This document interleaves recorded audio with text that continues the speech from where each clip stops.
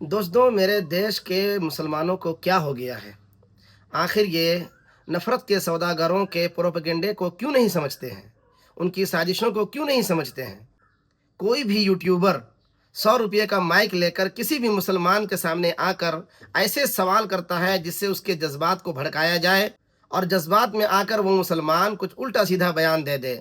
उसके बाद साजिश के तहत उसको जानबूझकर वायरल किया जाता है और वायरल हो जाने के बाद फिर उस शख्स को गिरफ्तार किया जाता है। गिरफ्तार होने के बाद उसको थाने में न जाने क्या-क्या उसके साथ सुलूक किया जाता है।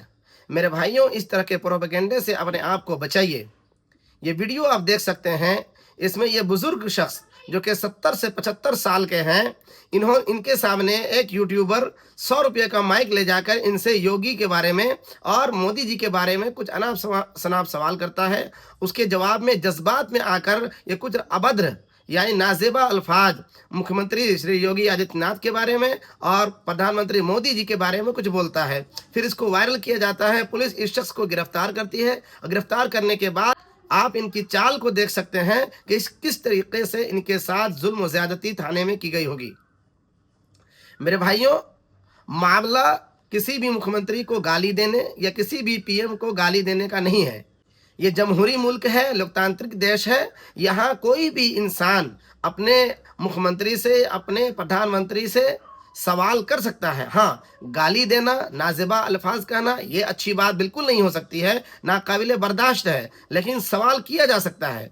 लेकिन मेरे भाइयों, यहाँ पे मामला ये भी नहीं है। यहाँ पे मामला ये है कि दाढ़ी और टोपी होना चाहिए। अगर चेहरे पे दाढ़ी है और सर के ऊपर टोपी है, तो अगर बहुत ज़्यादा नाज़ेबा अल्फाज ना भी बोले हों, फिर भी कार्रवाई करने के लिए वो चीज़ काफ़ी हुआ करती है। ये बात मैं इसलिए कह रहा हूँ कि अगर मुख्यमंत्री जी के ऊपर नाज़ेबा अल्फाज कहने की वजह से, प्रधानमंत्री जी के ऊपर नाज़ेबा अल्फाज कहने की वजह से अगर ये हालत किया जाता, तो फिर इस शख्स को, इस मनहूस को, इस आतंकवादी को देखिए कि ये शख्स आए दिन श्री योगी आदित्यनाथ जी को, प्रधानमंत्री श्री नरेंद्र मोदी जी को आए दिन ऐसे ऐसे अल्फाज के साथ गाली देता है और जानबूझकर ऑन कैमरा गाली देता है। लेकिन आज तक इसके साथ कुछ भी मामला नहीं किया गया है। ना तो इसको इन अल्फाज की वजह से गिरफ्तार किया जाता है और ना इसके साथ कभी पिटाई हुई है।